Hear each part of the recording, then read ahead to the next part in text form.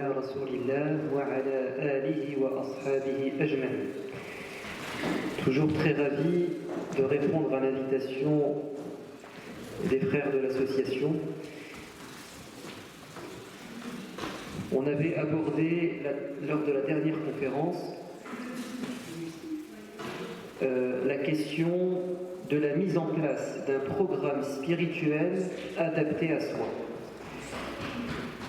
Souvenez-vous, nous nous étions appuyés sur un verset du Coran qui nous résume la spiritualité en islam. Les meilleurs moyens, les 3 meilleures œuvres qui nous permettent d'augmenter notre foi. C'est le verset suivant où Allah Azza wa Jal s'adresse au prophète Muhammad sallallahu alayhi wa sallam, mais en fait il s'adresse à sa communauté. Allah lui a dit Utlu ma uhiya ilayka min al-kitab, récite ce qui t'a été révélé du livre. Tilawatul Qur'an, la récitation du Coran. Wa aqimis salat, et attache-toi à la pratique de la prière. Inna as-salata tanha 'anil fahsha'i wal munkar, car la prière vous empêchera de commettre des péchés. Et ensuite, Allah nous dit, et c'est la 3e grande œuvre qui augmente la foi, wa la dhikrullahi akbar, mais le zikr est bien au-delà. Le zikr, c'est encore meilleur. Le fait de se souvenir en permanence de Dieu, c'est encore meilleur que de prier et de lire le Coran. Ça ne signifie pas que le zikr remplace la prière, parce que la prière, c'est du zikr. Aqimis salata li zikri. Pratique la prière pour justement que tu te souviennes de moi. La prière est nécessaire. Mais se suffire des 5 prières, c'est une chose. Vouloir se rapprocher de Dieu en est une autre. Accomplir ces 5 prières, ça nous permet de prouver à Dieu que nous sommes musulmans, que nous croyons en lui et que nous voulons être préservés du châtiment de l'enfer. Mais quand nous rajoutons, après les prières obligatoires, d'autres prières, ou le zikr, qui n'est pas obligatoire, alors nous allons véritablement goûter à la saveur de la foi. Allah Azza wa Jal a insisté sur Qiyam al-Layl. La prière de la nuit, c'est la meilleure prière après la prière obligatoire. Et l'une des premières sourates l'une des premières sourates à avoir été révélée après les premiers versets de Surat Al-Alaq, Iqra, c'est après Ya ayyuhal muddathir, qum fa'anzir, vous avez ces versets. Ya ayyuhal muzzammil, qumil layla illa qalila, nisfahu aw inqus minhu qalila. Ô toi, prophète, qui viens de commencer ta mission, tu vas avoir besoin de spiritualité, tu vas avoir besoin de t'armer d'une foi solide. Alors tu devras, qumil layla illa qalila, ça signifie que tu dois passer la majeure partie de ta nuit en prière. Nisfahu aw inqus minhu qalila, ou bien prie la moitié de la nuit, ou un peu moins. Aw zid alayhi wa rattil al-Qur'ana tartila, ou bien fait plus que la moitié de la nuit et récite la parole de Dieu avec lenteur, avec application, avec méditation. Tartil al-Qur'an, ça signifie la récitation qui s'accompagne de méditation. Pourquoi ? Inna sanulqi alayka qawlan thaqila, car nous allons te révéler ou te confier une parole très lourde. Quelle est cette parole lourde ? C'est le Coran. C'est quoi le Coran ? C'est la mission du prophète. Et le prophète a dit Shayyabatni Hudun wa akhawatuha. La sourate Hud et ses sœurs, c'est-à-dire les sourates qui viennent après et un peu avant, ces sourates m'ont fait vieillir.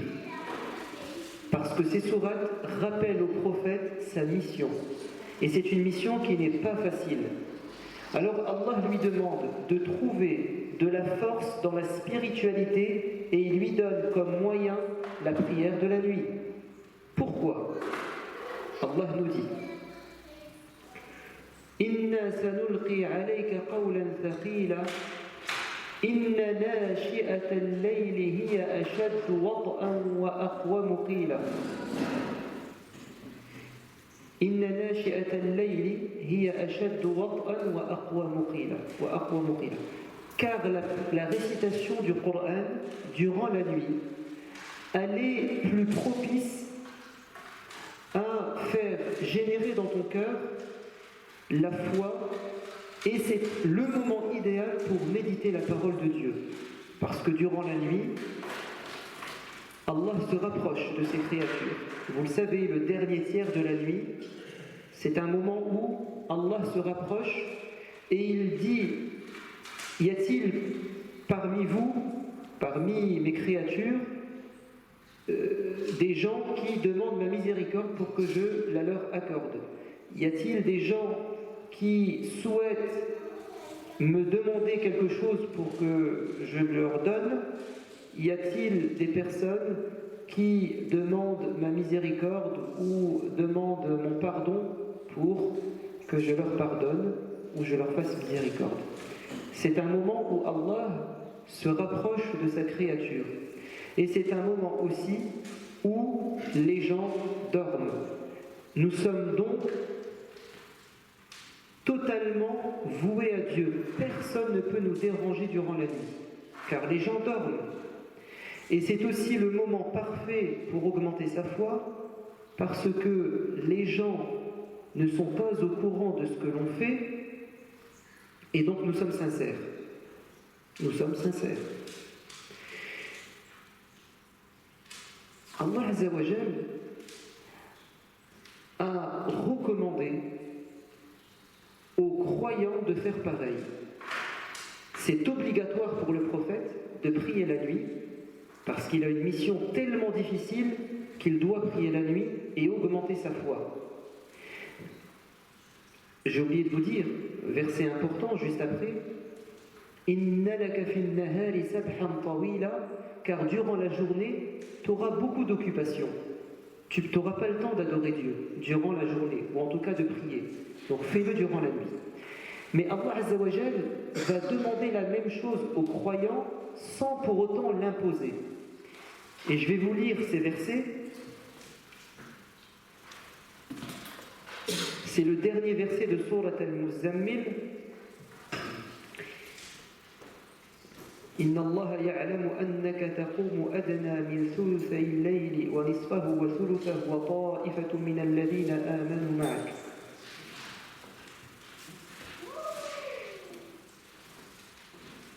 Allah il nous dit dans le dernier verset de cette sourate, après qu'il ait parlé au prophète, il dit Dieu est parfaitement au courant que tu passes une partie de la nuit, la moitié, un peu plus ou un peu moins, à prier, ainsi que ceux qui ont cru avec toi. Allah dit, je sais que toi tu le fais, et les compagnons le font aussi.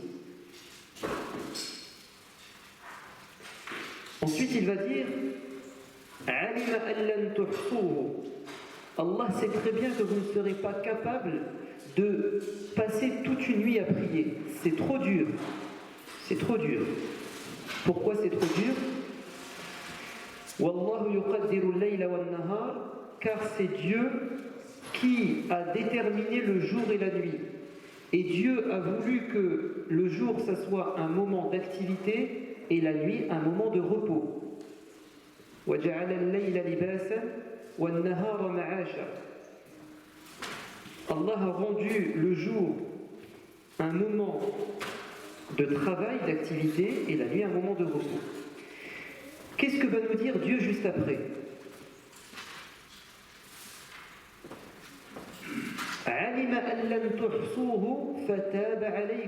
Il sait que vous ne serez pas capable de prier toute la nuit et il vous a pardonné. C'est-à-dire qu'il ne l'a pas rendu obligatoire. Mais juste après, Allah nous dit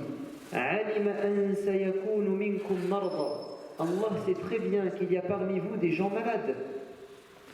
Ils ne sont pas physiquement capables de veiller la nuit parce qu'ils sont malades.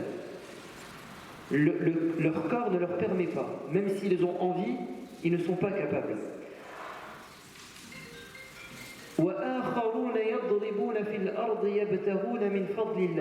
Et il y aura d'autres personnes. Ça signifie ils vont voyager à la recherche de la grâce de Dieu. Ça signifie le travail. Il y a des gens, le lendemain, ils vont devoir travailler. Ils ne peuvent donc pas, durant la nuit, veiller, puisqu'il faut se réveiller tôt, être en forme pour gagner sa vie.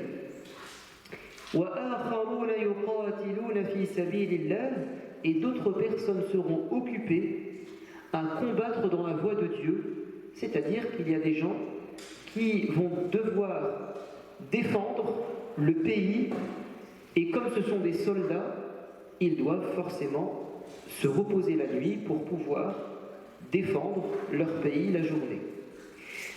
Bien que nous ayons des prétextes et des excuses valables, légitimes, Allah nous dit quand même فَقْرَأُوا مَا تَيَسَّرَ مِنْهُ. Lisez ce que vous pouvez du Coran durant la nuit. Faites votre possible. Autrement dit, Allah Azza wa Jal demande à son prophète de manière obligatoire de veiller la nuit pour pouvoir accomplir sa mission. Et il demande à sa communauté de faire son possible durant la nuit pour lire du Coran en prière. Écoutez maintenant la recommandation que nous dit le prophète bien-aimé dans la vie de couple. C'est l'un des hadiths les plus beaux dans la relation qui peut exister entre un mari et son épouse. Dans le cadre du mariage, il y a 3 fondements sur lesquels se bâtit une vie de couple. L'amour, le respect et l'entraide. Une vie de couple réussie, c'est une vie de couple où il y a de l'amour, du respect et de l'entraide. Une vie de couple fragile, un couple qui vit des problèmes, c'est souvent un couple qui manque d'amour, de respect ou d'entraide. Et quand on parle d'entraide, ce n'est pas que l'entraide dans la vie matérielle. On s'entraide psychologiquement, en se donnant des conseils, en faisant des compliments, en recommandant à son époux, à son épouse de patienter, de faire des efforts, une entraide financière. Ça, c'est très important. Mais vous avez une entraide spirituelle dans la vie de couple qui est très importante quand on est croyant. Parce que quand on se marie, on ne se marie pas simplement, nous, croyants, pour fonder une famille sur terre et pour vivre aisément sur terre. Mais en tant que croyants, nous nous marions pour ensemble préparer un projet après notre mort. C'est ensemble, tous, en famille, d'entrer au paradis. Et si, quand on est marié, on a compris qu'on avait comme projet commun de préparer la vie future, forcément il doit y avoir entre nous de l'entraide dans la religion. Et ce hadith que vous allez entendre, c'est le plus bel exemple d'entraide religieuse dans la vie de couple. Le prophète alayhi salam dit: Dieu fait miséricorde à un mari qui se lève la nuit, qui prie 2 unités, 2 rak'at, et qui ensuite va essayer de réveiller son épouse. Mais comme elle a du mal, elle est fatiguée, il va l'aider à se réveiller en mettant un peu d'eau sur son visage. Et que Dieu fasse miséricorde à cette femme qui s'est réveillée durant la nuit, qui a fait 2 unités de prière et qui ensuite va tenter de réveiller son mari, mais comme il est fatigué, elle va asperger son visage d'un peu d'eau. Si ces 2 personnes prient ensemble durant la nuit, Allah les inscrira auprès de lui parmi ceux qui se souviennent de Dieu abondamment, ceux qui ont fait l'effort de se souvenir de Dieu et de l'adorer. Ce hadith nous indique que dans la vie de couple, nous n'avons pas toujours le même niveau de foi dans cette parole prophétique. Dans un cas, le prophète dit, c'est l'homme qui réussit à se réveiller de lui-même, et dans le deuxième cas de figure, c'est la femme qui réussit à se réveiller. Donc il se peut que dans la vie de couple, un homme ou une femme dépasse l'autre dans la religion, dans les adorations, dans les qualités spirituelles. Mais ce qui est le plus important, c'est que celui qui a réussi à faire le bien va entraîner son partenaire à le suivre dans son chemin. C'est-à-dire qu'il y a de l'entraide dans la vie de couple. Pourquoi est-ce que l'entraide spirituelle dans la vie de couple est si importante? Parce que si, avant de nous marier, nous étions éprouvés, nous étions tentés, nous le serons 2 fois plus en étant mariés. Car si Dieu nous éprouve individuellement, il nous éprouve aussi collectivement. Quand 2 personnes ont un lien fort entre eux, Allah va tester leur relation. Est-ce que c'est une relation en Dieu ou une relation basée sur l'intérêt, sur les intérêts personnels? Si leur relation est sincère, ils vont réussir à rester ensemble.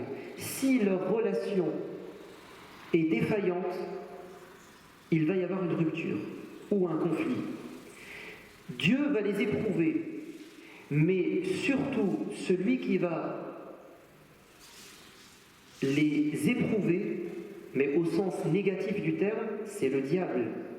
Car le prophète nous a dit que Satan a son trône sur l'océan. Et chaque matin, il envoie ses soldats pour semer le désordre, la corruption, fauter, le trouble sur terre.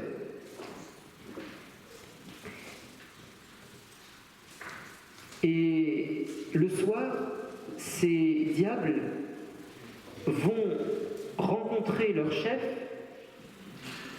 Satan, et ils vont lui faire un compte rendu de leur journée.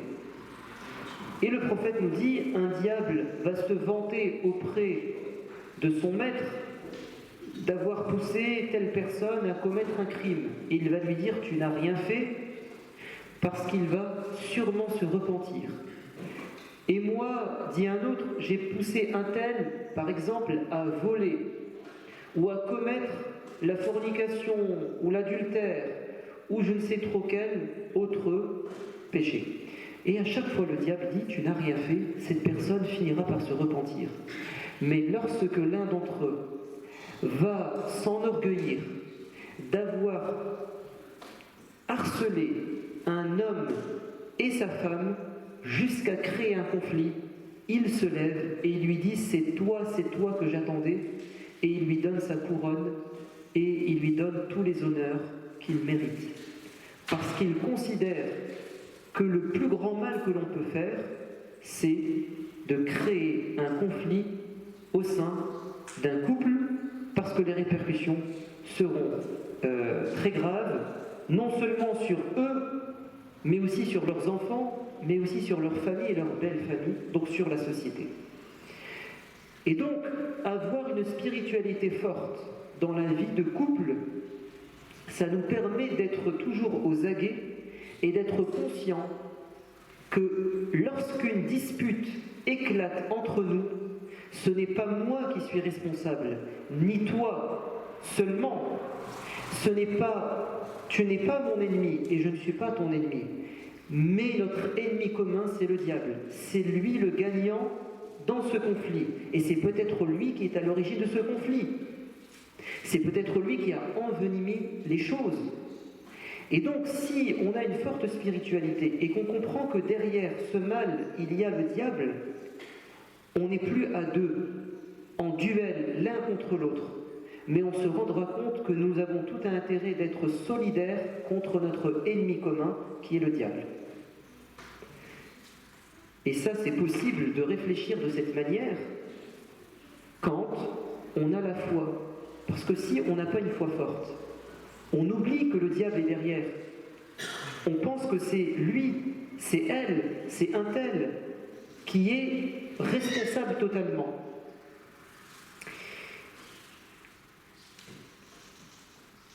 Quand on parle d'entraide spirituelle dans la vie de couple, ça signifie aussi que nous devons faire en sorte d'avoir globalement les mêmes repères et les mêmes connaissances religieuses. Le problème aujourd'hui, c'est que ceux qui ont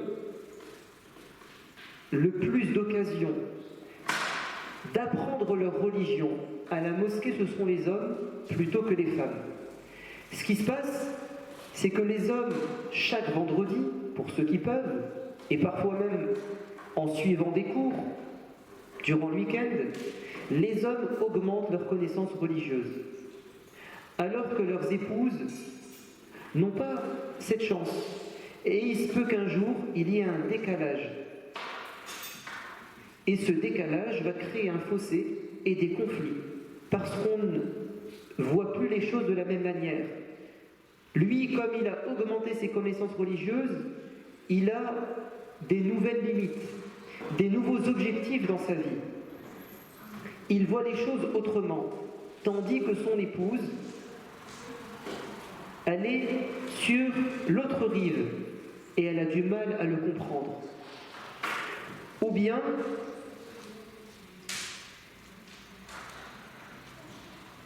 parfois c'est l'inverse.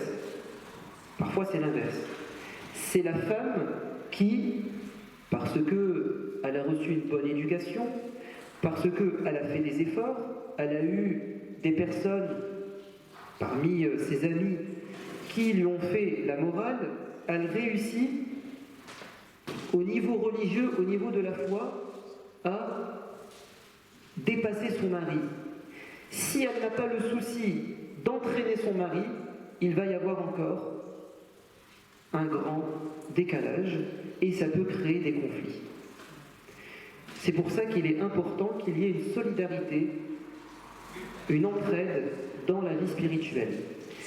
Je vous avais dit que c'était important pour affronter les épreuves de la vie.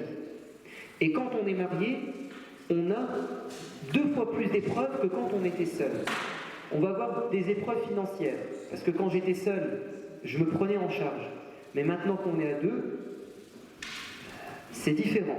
Donc il va y avoir des problèmes au niveau financier. Quand j'étais seul, je ne pouvais pas avoir d'enfants. Maintenant qu'on est marié, on a des enfants. Il va y avoir des épreuves.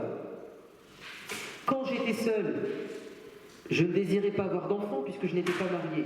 Maintenant que je suis marié, je veux avoir des enfants. Il se peut que je n'y arrive pas. Quand j'étais seul, j'étais bien avec ma famille. Maintenant que je suis marié, une personne étrangère est arrivée dans ma famille. Ça va peut-être créer des conflits.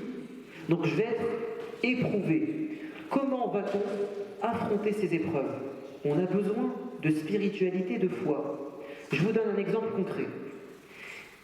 Fatima, la fille du prophète alayhi salam, est mariée à Ali ibn Abi Talib. Ils avaient une vie dure.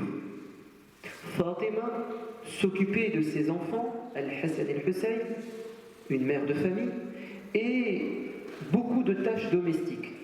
Et vous savez qu'à l'époque, il fallait laver à la main, il fallait faire la nourriture de soi-même, il n'y avait pas de machine, donc c'était difficile, c'était une vie rude. Donc Fatima était épuisée par la vie. Et Ali ibn Abi Talib travaillait auprès d'un propriétaire juif d'une palmeraie. Il sortait l'eau du puits et il gagnait des dattes en échange. Et c'était un travail également éprouvant, parce que la corde, ça frotte, c'est physique. Et ils se sont plaints. Et Fatima est partie frapper à la porte de son père, mais son père, c'est le prophète et c'est le chef d'État. Donc elle est partie demander une aide sociale. Et à l'époque, l'État pouvait, le prophète, l'État pouvait mettre à disposition des gens des aides ménagères qu'on appelait à l'époque des servantes, ou des gens qui allaient aider aux tâches souvent agricoles qu'on appelait des serviteurs. Elle a demandé un serviteur pour l'aider à la maison et aider son mari à l'extérieur. Mais le prophète n'était pas là. Alors elle a transmis sa doléance auprès de Aïcha radiallahu anha, son épouse. Et le soir, quand le prophète a été mis au courant, il est parti à la rencontre de Aïcha. À la rencontre de Fatima, sa fille. Et Ali nous raconte, il nous dit, j'étais allongé avec ma femme sous les couvertures, et le prophète est venu, il s'est mis à genoux, et il nous a dit, je suis au courant de ce que vous vivez, mais voulez-vous que je vous fais une proposition? Voulez-vous mieux qu'un serviteur pour vous aider dans votre vie? Ils ont dit oui. Il a dit, dites 33 fois avant de dormir, Subhanallah, walhamdulillah, wallahu akbar. Gloire à Dieu, louange à Dieu, et Dieu est grand. Du zikr. Faites ce zikr chaque soir avant de dormir. Est-ce que vous pensez que le lendemain, après qu'ils aient dit ce zikr, leur vie a changé? Est-ce que vous pensez que Ali ibn Abi Talib, quand il allait sortir l'eau du puits, il n'avait plus mal? Est-ce que vous pensez que le lendemain, Fatima pouvait faire la grasse matinée, ne pas s'occuper des enfants, ne pas faire de nourriture? La nourriture tombait du ciel? Pas du tout. Qu'est-ce qui a changé dans leur vie? C'était la même misère. Ce qui a changé, c'est leur manière d'appréhender et de supporter cette misère. Avant, ils avaient du mal. Mais par ce zikr, ils ont trouvé la force spirituelle d'affronter l'épreuve. Donc parfois, la solution, dans une vie de couple, quand on est face à des difficultés, ce n'est pas forcément de trouver une solution concrète. Parfois, ce n'est pas possible. Parfois, il suffit de patienter. Mais pour patienter, il faut de la foi. Parfois, il faut relativiser. Dans les problèmes souvent matériels, ce qui se passe, c'est que si on a du mal à se serrer la ceinture, ou si on est toujours exigeant et on veut plus, c'est souvent parce que on se compare à ceux qui ont. plus que nous. Et on oublie de nous comparer à ceux qui ont moins. Quand on a la foi, on est sensible au sort des pauvres. Et on ne cherche pas à se comparer aux riches, mais on se compare aux pauvres. Donc finalement, quand on se compare à ceux qui sont plus éprouvés que nous, on se dit, alhamdoulilah, Dieu merci. On est content, on est satisfait. Mais quand on est dans le matériel, on est matérialiste, on va se comparer à ceux qui ont plus et on ne va jamais dire alhamdoulilah. On sera toujours en train de courir après le matériel, on ne sera jamais satisfait. Et donc parfois, dans les problèmes de couple, la solution c'est simplement de voir les choses autrement, de manière spirituelle. J'ai entendu l'adhan. Est-ce qu'on s'arrête pour l'Aïcha ou... Je continue, on fera l'Aïcha après. D'accord. Donc on a parlé de la spiritualité qui était importante, n'est-ce pas? On a parlé de la prière de la nuit qui peut nous faire énormément de bien, même dans la vie de couple. Alors parfois, soyons réalistes, on n'arrive pas à faire la prière de la nuit. On n'y arrive pas. Mais il n'y a pas que ça. On a dit la fois dernière qu'il y avait la lecture du Coran. On a dit également qu'il y avait le jeûne. On peut très bien, dans notre vie de couple, avoir un programme spirituel de lecture du Coran. Par exemple, le mari dit à son épouse, tu lis une demi-page, j'en lis une demi-page, ou bien tu lis, j'en sais rien, une page, moi j'en lis une autre, et on ne se fait pas concurrence, mais on avance ensemble. Ou bien, demain, on va jeûner ensemble. Le prophète, alayhi salam, quand arrivait le ramadan, vous savez ce qu'il faisait? Durant les 10 derniers jours, il réveillait ses épouses pour faire le tarawih. C'est Aïcha qui témoigne. Elle dit, le prophète, durant les 10 derniers jours du mois du Ramadan, il se serrait la ceinture, il veillait et il réveillait ses femmes. Ça veut dire qu'il pensait à la famille. Tout le monde doit être dans cet élan spirituel. Je ne fais pas les choses seul, parce que je suis responsable de ma famille.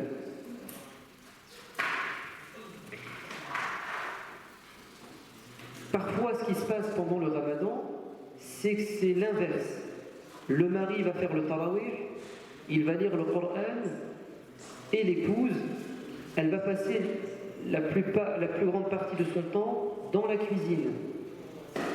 Et en fait, quand une femme passe la plupart de son temps dans la cuisine, et que spirituellement elle ne profite pas du Ramadan, ça signifie que l'homme n'a pensé qu'à lui. Et ça, c'est pas normal, c'est pas ainsi que le prophète faisait. Le prophète entraînait tout le monde. On va maintenant aborder une autre question. Ah oui, juste avant, quelque chose d'important. C'est bien de prier à la mosquée en groupe, n'est-ce pas? Et on est beaucoup plus récompensé, n'est-ce pas? Que quand on prie seul. Mais si on prie à la maison, les prières obligatoires,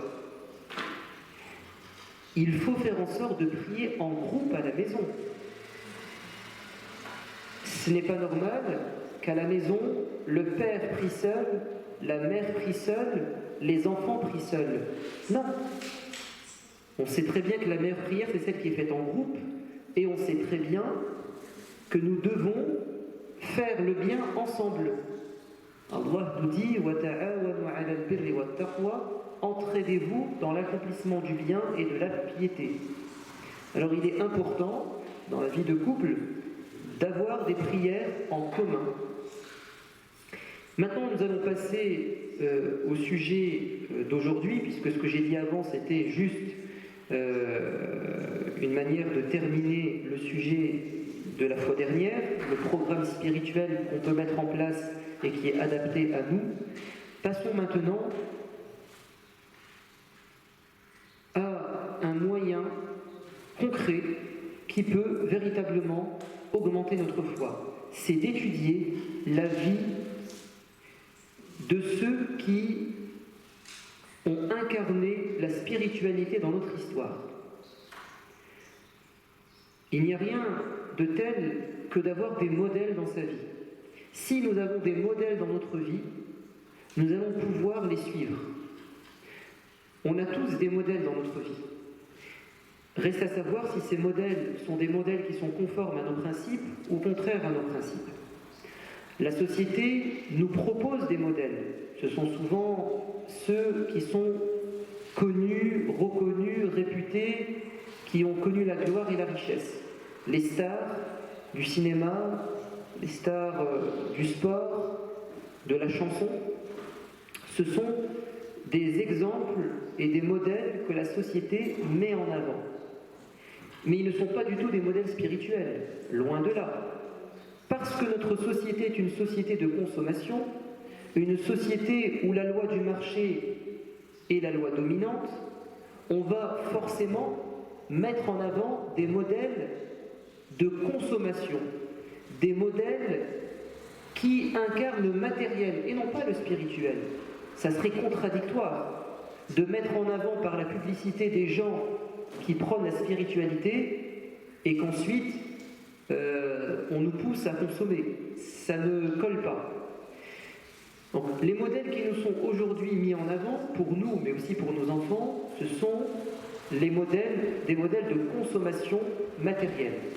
Nous, Dieu merci, nous avons assez de modèles spirituels dans notre histoire, dans notre héritage islamique, et surtout dans le Coran. Ils sont assez nombreux pour pouvoir influencer notre vie.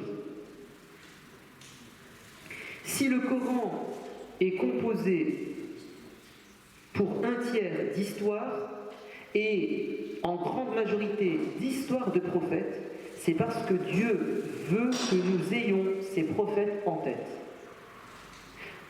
Notre modèle par excellence, c'est le prophète Muhammad sallallahu alayhi wa sallam. لَقَدْ كَانَ لَكُمْ فِي رَسُولِ اللَّهِ أُسْوَةٌ حَسَنَةٌ. Vous avez dans le messager de Dieu un excellent exemple à suivre. Pour qui? لِمَنْ كَانَ يَرْجُو اللَّهَ وَالْيَوْمَ الْآخِرَ وَذَكَرَ اللَّهَ كَثِيرًا. C'est un excellent exemple à suivre pour qui? Pour celui qui veut consommer? Celui qui recherche dans sa vie uniquement la richesse? Non, pour celui qui recherche trois choses. Celui qui recherche Dieu, la vie de l'au-delà, et celui qui veut faire beaucoup de zikr. Vous avez dans le prophète un excellent exemple. Étudiez sa vie et vous verrez qu'il est avant tout un modèle spirituel. Et si le prophète est avant tout un modèle spirituel, nous devons absolument avoir beaucoup de témoignages des gens qui l'ont fréquenté sur sa personnalité, sa pratique de la religion. Qu'est-ce qu'on a dit tout à l'heure? Nous avons dit que la spiritualité véritable, elle se fait durant la nuit. Qui est au courant de la nuit du prophète? La journée, tout le monde est au courant de ce qu'il fait durant la journée. Mais qui est capable de nous décrire le prophète durant la nuit? Ce sont ses épouses. Et comme le prophète est avant tout un modèle spirituel, il faut que Dieu mette en place les moyens nécessaires pour que nous parviennent énormément de témoignages de sa vie spirituelle dans son intimité. Et c'est pour ça que Dieu a voulu que Muhammad sallallahu alayhi wa sallam ait plusieurs épouses. C'est la raison principale.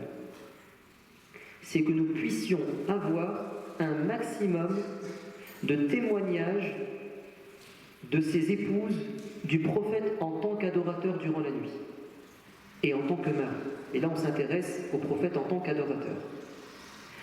Et c'est pour ça que Dieu dit dans la sourate Al-Ahzab,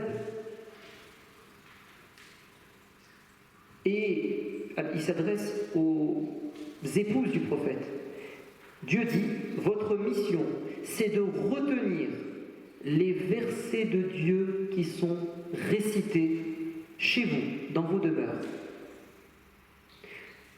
Dieu dit aux mères des croyants, vous devez être attentives à ce que le prophète fait chez vous comme adoration et comment il récite. Écoutez ce témoignage. Après la mort du prophète bien-aimé, des gens sont venus voir Aïcha. Ô Aïcha, nous voulons de ta part le plus beau témoignage, la plus belle chose que tu as vécue avec le prophète bien-aimé.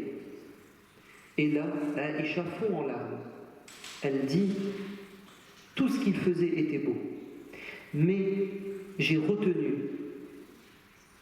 cet instant ou ce moment. Un jour, il est rentré, un soir, il est rentré, et nous étions sous les couvertures, ma peau était collée à la sienne, et il m'a dit, oh Aïcha, oh Aïcha, me permets-tu de me lever et de passer ma nuit à prier Dieu? Et Aïcha va dire, ô prophète, tu sais à quel point ta proximité m'est chère, mais j'aime ce que tu aimes. Va adorer ton Seigneur. Et le prophète va se lever et il va passer sa nuit à prier et à pleurer. Et elle dit, les larmes ont coulé, ils ont mouillé son torse, son vêtement, et ils ont même mouillé le sol.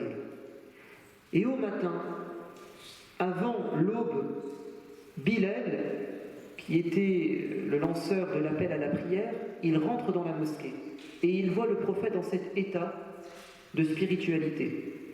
Il dit, ô messager de Dieu, Dieu t'a pardonné tes péchés passés et tes péchés à venir. Pourquoi autant de souffrance? Pourquoi est-ce que tu te prives de sommeil? Que tu restes debout aussi longtemps? Et Aïcha lui avait fait la même remarque un soir, quand elle se réveille et elle ne trouve pas son mari à côté d'elle, et elle tâte les alentours de sa main, et il n'y avait pas de chandelle à l'époque, en tout cas c'est ce que dit Aïcha, nous n'avions pas de chandelle chez nous, et la pièce était très étroite. Elle dit, et ma main a fini par toucher les chevilles du prophète qui étaient enflées. Et je lui ai dit, ô messager de Dieu, pourquoi autant de souffrance? Dieu t'a pardonné tes péchés. Est-ce que tu pries pour que Dieu te pardonne? Mais c'est déjà fait. Et le prophète va lui répondre, ne serais-je pas un serviteur reconnaissant?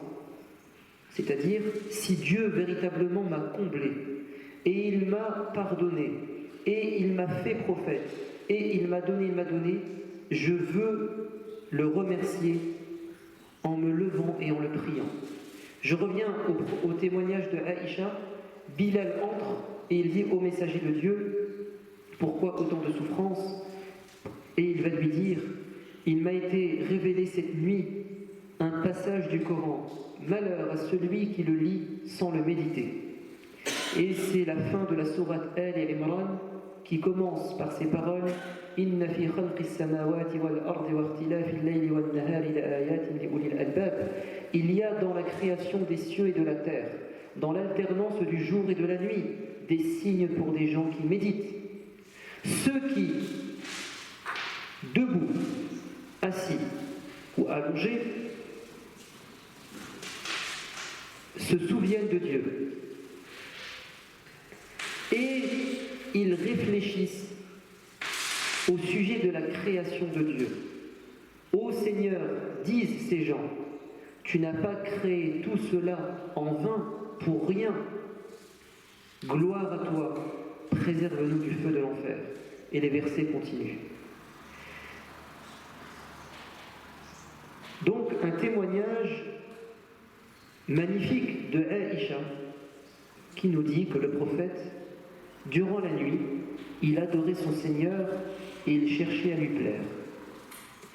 Ce n'est pas la seule à avoir dit ça. Toutes les épouses témoignent de la même chose. Et celle qui nous a le plus décrit la prière du prophète bien-aimé, c'est Aïcha.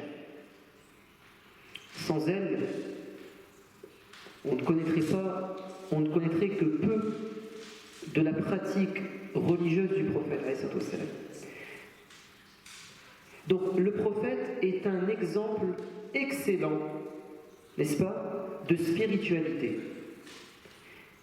Mais regardez ce que Dieu lui dit. Fasbir kama sabara ulul azmi min ar-rusul. Ô prophète, tu devras patienter comme ont patienté les prophètes avant toi, doués d'une grande force spirituelle. Autrement dit, Dieu l'invite, lui, à profiter des modèles qui l'ont précédé. Les prophètes qui l'ont précédé étaient des modèles pour le dernier des prophètes. Et Dieu lui dit dans la sourate Les Bestiaux,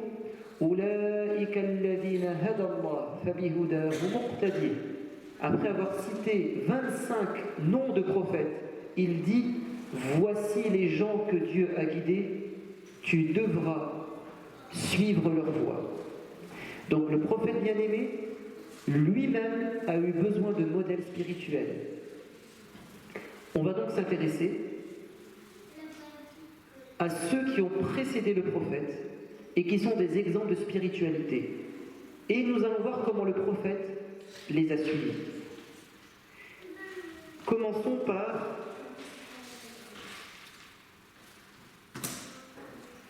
le premier exemple, l'exemple de Ibrahim. Et Dieu n'a jamais autant insisté que le prophète suive l'un de ses prédécesseurs comme il l'a fait avec Abraham. Dit, il m'a été ordonné de suivre la religion d'Abraham. Et suivez la religion d'Abraham. Il y a donc dans la spiritualité de Abraham un exemple universel. Je vais vous réciter un passage du Coran où Dieu nous parle des croyants qui ont une vie spirituelle.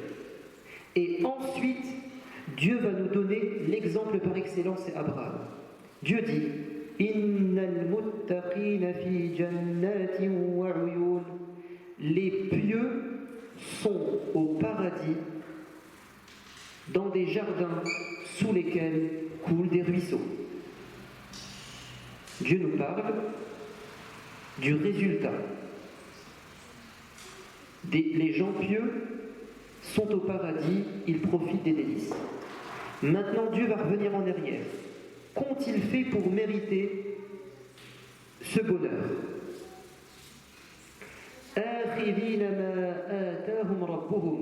Ils sont en train de profiter des bienfaits de Dieu au paradis. Car auparavant sur terre, ils faisaient partie des gens bienfaisants. Ils ont mérité ce paradis grâce ou par leurs œuvres de bienfaisance. Que faisaient-ils de spécial?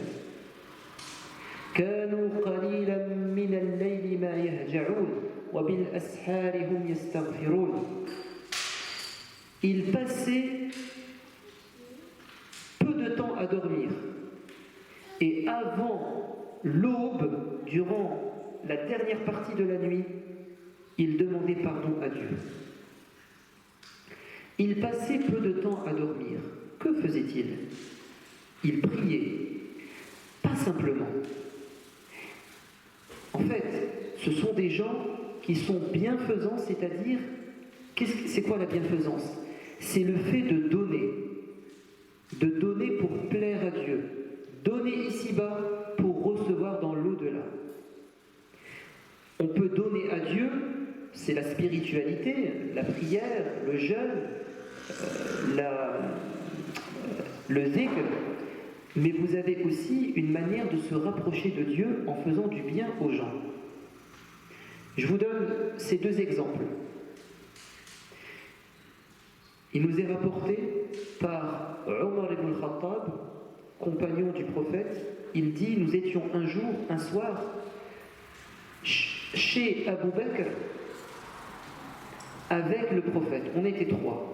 Moi, Abu Bakr et le prophète bien-aimé. Nous étions en train de discuter des affaires de la communauté musulmane. On était en train d'étudier les problèmes et de trouver des solutions. Et nous nous sommes retardés. On est sorti tard de cette réunion.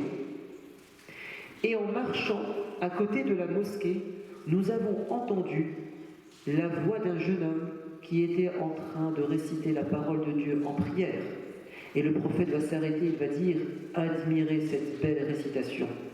Que celui qui veut réciter la parole de Dieu exactement comme elle m'a été révélée, qu'il prenne exemple sur ce jeune homme. » Et c'était Abdullah ibn Mas'ud. Ce qui est intéressant dans cette histoire, c'est que nous avons deux adorations qui sont faites durant la nuit. Vous avez des gens qui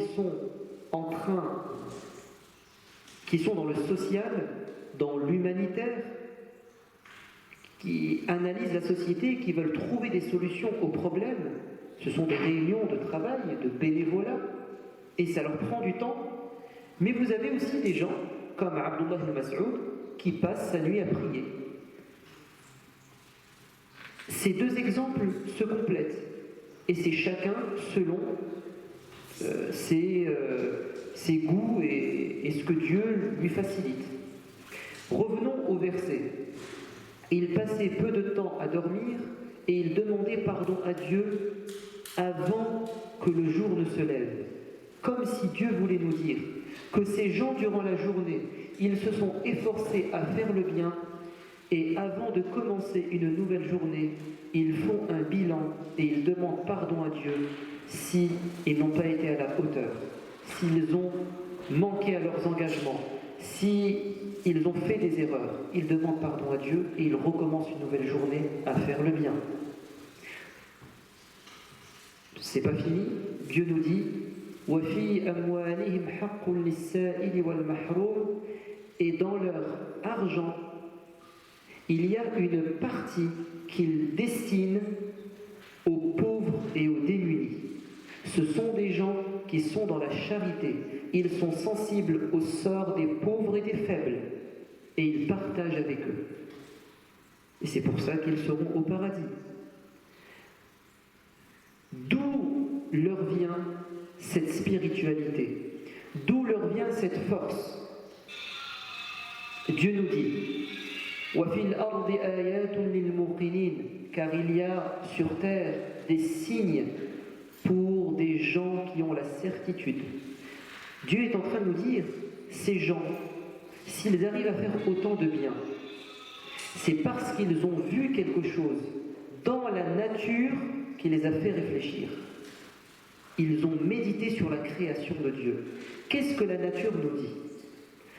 Si vous observez la nature, vous remarquerez que la nature, dans son ensemble, est dans la culture du don et non pas du profit. Les animaux ne sont pas animés par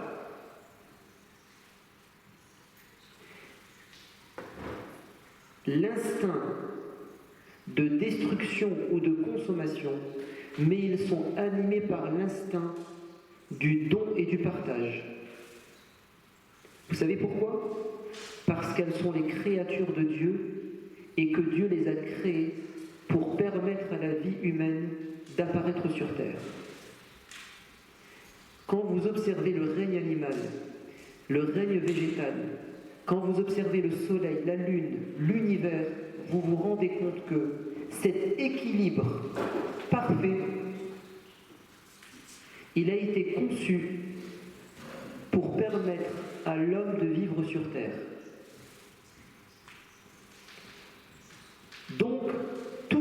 nature est au service de l'homme.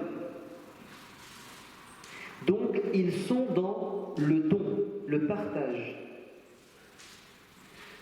Les plantes transforment le dioxyde de carbone en oxygène pour nous permettre de respirer. Le soleil brille afin de nous réchauffer.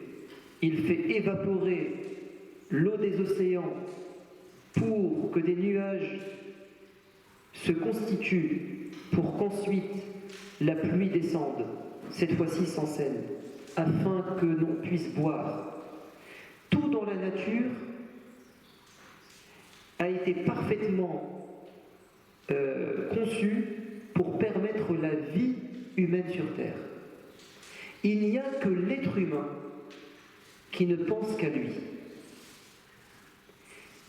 Le croyant, en méditant sur la création de Dieu, qu'est-ce qu'il va se dire?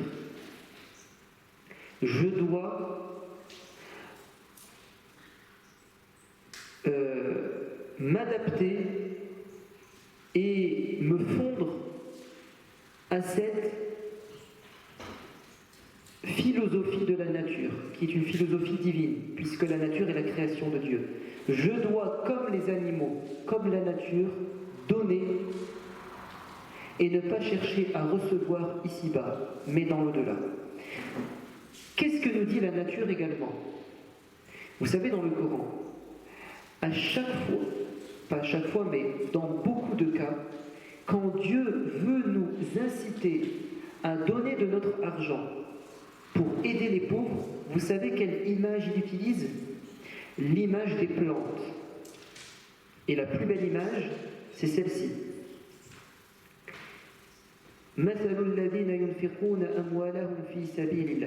Ceux qui vont donner de leur argent pour plaire à Dieu sont comparables à une graine que l'on plante dans le sol, qui va germer, puis cela va nous donner un épi de blé avec 7 branches. Chaque branche ou chaque tige contient un épi. Chaque épi contient 100 graines. La graine est plantée, elle nous donne une tige de blé avec 7 épis. Chaque épi de blé contient 100 graines. C'est ainsi que Dieu fait fructifier vos œuvres. Dieu est en train de nous dire, regardez, vous plantez une graine et ça vous en donne 700. Est-ce vous qui avez fait fructifier cette graine ou est-ce moi? C'est évidemment Dieu. Alors on dit c'est la nature, mais la nature est le fruit de Dieu. Autrement dit, Dieu est en train de nous dire, en observant la nature, vous allez comprendre et vous allez atteindre la certitude que moi, Dieu, je suis capable de multiplier vos résultats par 700. Parce que cette graine, ce n'est pas vous qui l'avez faite pousser. Vous l'avez mise dans la terre et ensuite vous êtes parti vous reposer pendant une saison et à la fin de la saison, sans que vous n'ayez rien fait, car tout était dans la terre en termes de nourriture, tout venait du ciel et du soleil. Donc c'est moi qui me suis occupé de cette graine. Vous devez avoir confiance en moi. Je vous prouve au quotidien que je suis capable de vous rendre plus que ce que vous semez. Semez ici-bas et vous récolterez beaucoup plus dans l'au-delà. C'est pour ça qu'il y a toujours cette image, pour inciter les gens à donner l'image de la nature, des plantes qui poussent. Ensuite, Dieu nous dit Wafi anfusikum afala tubsirun, et vous avez des signes en vous-même, dans le corps humain, n'allez-vous pas réfléchir? Et c'est pareil, le corps humain, qui le gère? Qui l'a créé? Qui l'a constitué? C'est Dieu. Le système immunitaire, le système respiratoire, le système humain, il a été conçu par le grand designer, Dieu. Et quand on tombe malade, notre corps de lui-même, il est capable de se défendre, de se régénérer. Donc Dieu est en train de dire, je m'occupe de votre corps, je m'occupe de votre nourriture, j'ai tout mis sur terre. Vous n'avez qu'une préoccupation principale, c'est d'utiliser votre liberté pour faire le bien et non pas pour faire le mal. Ensuite, Dieu nous dit dans le verset suivant,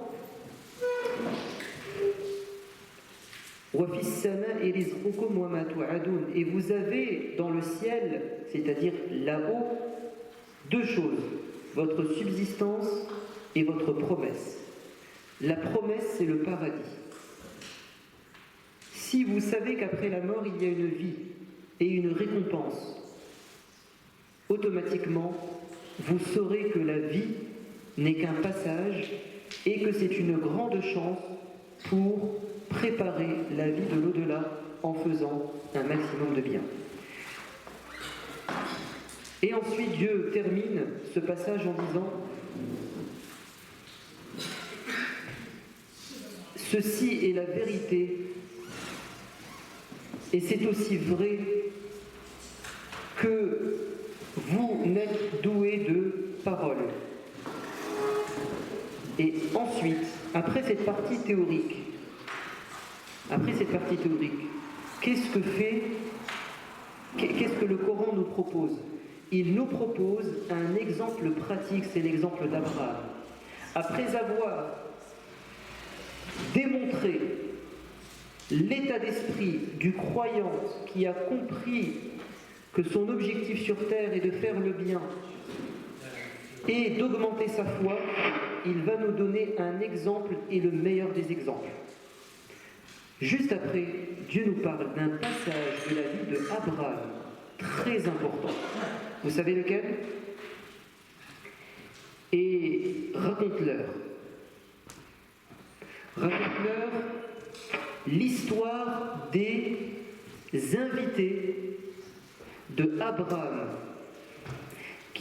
Alors, je vous la raconte rapidement, sans suivre l'ordre des versets. Abraham avait atteint un âge avancé. Il était marié à Sarah, son épouse. Son épouse était stérile et lui, il était sénile, très âgé. Et il a toujours espéré avoir un enfant. C'était son rêve, avec sa femme Sarah. Il a eu avec Hajar Ismaël, mais avec sa femme Sarah, il a toujours voulu avoir un enfant. Et c'était un homme généreux. Et un jour, 3 personnes se sont présentées chez lui. Ils ont frappé à sa porte. Des étrangers, des gens du voyage. Sans leur poser de questions, il a ouvert la porte de sa maison. Soyez les bienvenus. Il les a fait asseoir et il est rentré. Il est parti voir son épouse et il lui a dit, nous avons des invités, nous devons les honorer. Et vous savez ce qu'il a fait? Il leur a présenté un plat de viande d'un veau gras. Voici les précisions du Coran. Il leur a proposé un plat de viande de veau gras rôti. Ijlin hanib, ijlin samin. Un veau gras et un veau rôti. Pourquoi ces précisions? Est-ce qu'il est important de détailler le type de repas, la provenance de la viande, le type de cuisson? Oui, c'est très important. Abraham, comme d'ailleurs tous les prophètes, était berger. Il avait des animaux. Il était fermier. Il avait un cheptel de vaches, de taureaux, et il avait des veaux. Au lieu de proposer à ces 3 invités un poulet, une chèvre, un mouton, il est parti choisir un veau. Et vous savez qu'un veau, c'est quand même beaucoup de viande. C'est beaucoup trop pour 3 personnes. Pourquoi est-ce qu'il a choisi un veau? Parce que c'est la viande la plus tendre. Le fait de choisir un veau, C'est en soi, pour un fermier, le fait d'abattre un veau à cet âge, c'est une perte d'argent, parce qu'un veau est destiné à devenir soit une vache, donc à produire beaucoup de lait, et à donner, je veux dire, une descendance. Donc une vache, c'est du lait, mais c'est aussi bon pour reproduire, la reproduction. Et si ce veau était destiné à être un taureau, le fait de l'abattre à cet âge, c'est une perte de viande et c'est aussi un mâle reproducteur.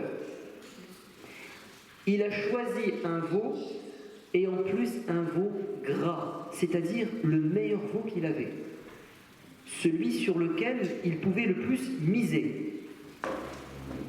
Et quand il a abattu ce veau, il l'a fait cuire de la meilleure des manières. Car rôtir une viande, c'est la meilleure cuisson pour une viande. Qu'est-ce que Dieu veut nous dire? Il veut nous dire que Abraham, il est prêt à se sacrifier et il donne sans compter. Il veut faire du bien, il n'est pas dans un calcul matériel. Il est dans « je veux honorer mes invités et je veux leur faire plaisir. Et je suis prêt à perdre de l'argent parce qu'en fait, je ne perds pas. C'est un investissement auprès de Dieu. Je vais leur faire plaisir et Dieu est content de mon geste. » Après avoir présenté ce plat de viande, il remarque que ces 3 personnes ne daignent même pas mettre la main dans le plat. Ils ne mangent pas. Et là, il a peur. Parce que ce sont des étrangers qui ont faim théoriquement et ils refusent de manger. C'est très étrange et c'est même très inquiétant.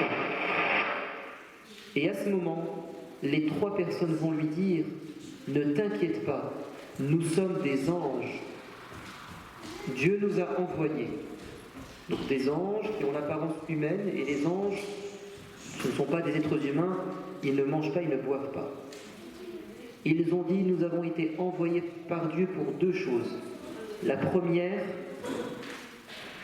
on va rester sur une seule chose. Nous avons été envoyés afin de t'annoncer la bonne nouvelle que tu auras bientôt un enfant savant, c'est-à-dire Isaac.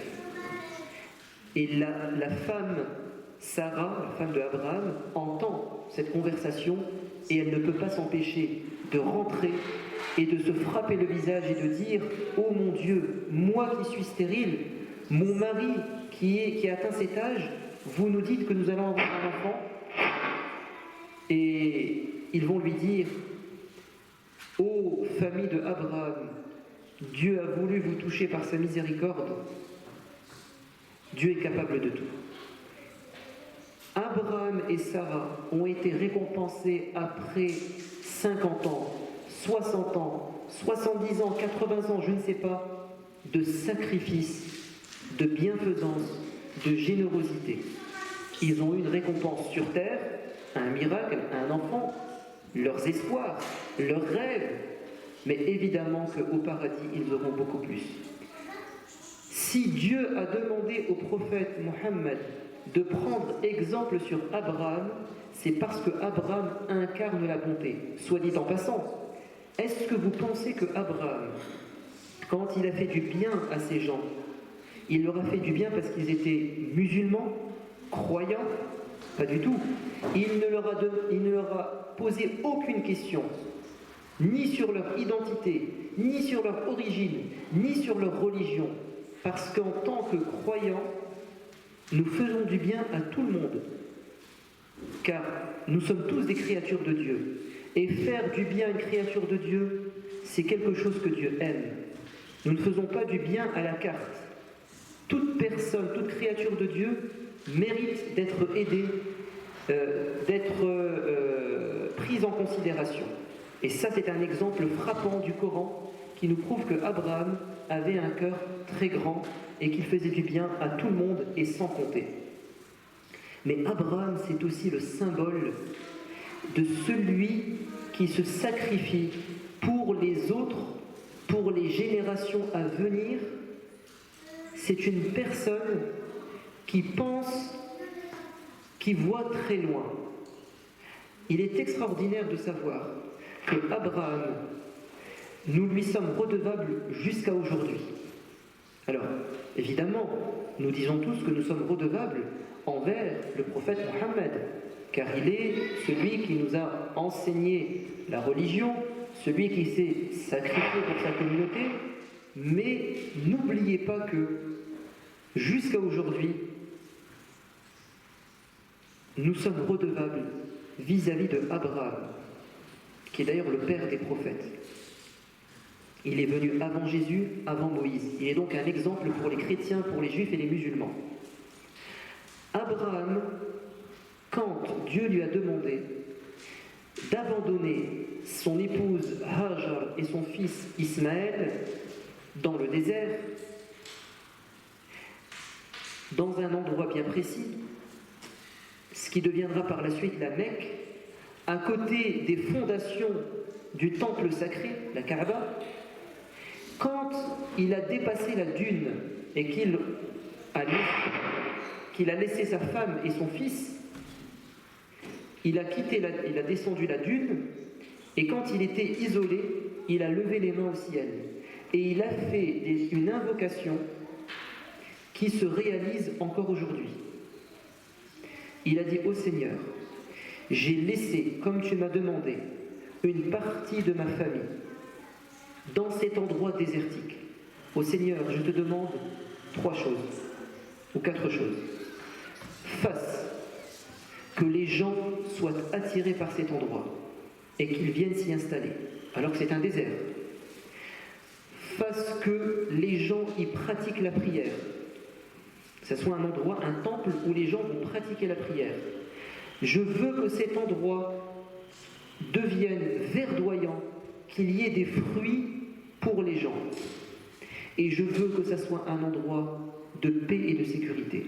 Ces 4 invocations ont été réalisées et jusqu'à aujourd'hui, nous sommes étonnés que cet endroit unique sur terre, qui est la Mecque, attire autant de monde, qu'il soit un endroit de paix et de sécurité tout au long de l'histoire, que ça soit un endroit où c'est un endroit très fertile et un endroit très prospère. Vous savez pourquoi ? Parce que grâce à son invocation, alors pour qu'un désert soit verdoyant, qu'est-ce qu'il faut ? Il faut de l'eau. On est d'accord ? Donc en fait, en demandant qu'il y ait des fruits, des arbres, indirectement il a demandé qu'il y ait de l'eau. Et c'est grâce à cette invocation qu'il y aura l'eau de Zemzem. Et jusqu'à aujourd'hui, cette source d'eau, nous en profitons. Elle est intarissable et elle est très bénéfique pour le corps. Et cet endroit est un endroit sacré. Vous savez, le périmètre de la Mecque est un endroit sacré. Nous n'avons pas le droit dans cet endroit de tuer un animal, même pour chasser. Nous n'avons pas le droit de couper une plante dans cet endroit. Parce que Abraham a fait cette invocation. Mais la meilleure invocation qu'il a faite, et c'est pour ça que nous lui sommes redevables, c'est que plus tard, en construisant la Kaaba, il a dit: ô Seigneur, fasse que dans cet endroit apparaisse un prophète qui va enseigner aux gens le livre, la sagesse et la purification de l'âme. Et c'est pour ça que le prophète, alors il a fait cette invocation à la Mecque, et à la Mecque il n'y a jamais eu de prophète. Le peuple de la Mecque, les Arabes de la Mecque, ou d'Arabie, on va dire de la Mecque, n'ont jamais eu de prophète. Le prophète Mohammed a été envoyé, c'est le premier prophète dans cet endroit. Grâce à l'invocation de Abraham, c'est pour ça que le prophète bien-aimé dit: je suis l'exaucement de l'invocation de Abraham et la bonne annonce de Jésus. Donc c'est l'exemple du croyant qui est bon envers tout le monde et qui pense aux générations à venir. Ça veut dire que nous, si nous avons Abraham comme exemple, dans la vie quotidienne, qu'est-ce que ça signifie? Ça signifie que nous devons faire un maximum de bien à tout le monde, musulmans ou pas musulmans, les gens âgés comme les plus jeunes, les hommes comme les femmes. On doit faire du bien à tout le monde. Et nous devons faire comme Abraham, penser à l'avenir et aux générations futures. Il est désolant et malheureux de savoir et de constater que bien souvent, ceux qui sont responsables de l'avenir d'un pays, les hommes politiques, généralement, ils ne pensent qu'à eux. Et ils font ce qu'ils peuvent ou ce qu'ils veulent durant leur mandat. Et celui qui prendra la relève après, ce n'est plus mon problème. Je vais lui laisser les patates chaudes et les problèmes qui viendront après. Je ne pense qu'à ce qui me concerne moi. Je ne pense pas à ceux qui vont venir après. Si nous sommes dans cette démarche égoïste, on ne peut pas faire avancer un pays et penser aux générations futures. Mais tous ceux qui sont dans une démarche altruiste, humaniste, ils vont faire en sorte de faire prospérer un pays, éduquer les générations pour que ça aille mieux dans 50 ans, dans 100 ans, dans 200 ans. Je vais terminer. Alors, il y a énormément d'exemples, là, on pourrait prendre... tous les prophètes, finalement, sont des exemples, mais volontairement, je vais parler de Jésus. Et Isa alayhi salam. En quoi Jésus était-il un modèle de spiritualité pour nous et pour le prophète Muhammad sallallahu alayhi wa sallam. Alors, première chose à noter, c'est que le prophète dit « Je suis le plus en droit de me rattacher à Jésus et de me réclamer de lui, car entre Jésus et moi, il n'y a pas eu de prophète. » Entre Jésus et moi, il n'y a pas eu de prophète. Nous sommes, nous les prophètes, issus d'un même père, mais de mères différentes. On est des cousins. Abraham, il est le père. Puis vous avez Ismaël et Isaac. Puis Isaac a Jacob. Et puis il a Joseph. Puis il y a les tribus d'Israël. Ismaël va avoir des descendants. Puis vous allez avoir les Arabes. Donc finalement, on est tous frères et sœurs ou cousins. Et pourquoi est-ce qu'il est le plus à même de se réclamer de Jésus? Parce qu'il n'y a pas entre lui et Jésus de prophète, mais c'est aussi parce qu'il a continué la mission de Jésus. Et vous savez que l'islam ne se déclare pas en rupture avec les religions qui précèdent, mais au contraire, comme un renouveau des religions précédentes, comme une mise à jour des religions précédentes, comme un complément, ou pour le dire plus exactement, comme un parachèvement, c'est-à-dire parachever, c'est-à-dire terminer, parfaire. Et c'est pour ça que le prophète bien-aimé dit « Je suis, moi, à l'image des prophètes qui m'ont précédé, comme une grande demeure, un château, disons. » Magnifique. Les gens tournent autour de ce château et ils admirent la beauté de la façade et ils disent « Oh, qu'il est beau ! Mais si seulement nous pouvions rajouter cette pierre manquante, parce que dans l'édifice, il y a une pierre manquante. Si seulement on pouvait rajouter cette pierre manquante, il serait vraiment parfait. » Il dit « Je suis la pierre manquante. » Alors, qu'est-ce qu'a enseigné Jésus? Comme tous les prophètes, un message d'humilité et de modestie. La foi, c'est toujours un moyen de se rabaisser, de se sentir petit devant les gens. Et les religions ont toujours enseigné, ont toujours combattu l'orgueil. Je vous lis des passages de la Bible, des paroles de Jésus. Matthieu 18, 1 à 4, en ce moment, les disciples s'approchèrent de Jésus et dirent: qui donc est le plus grand dans le royaume des cieux? Qui sera dans les plus hauts degrés du paradis?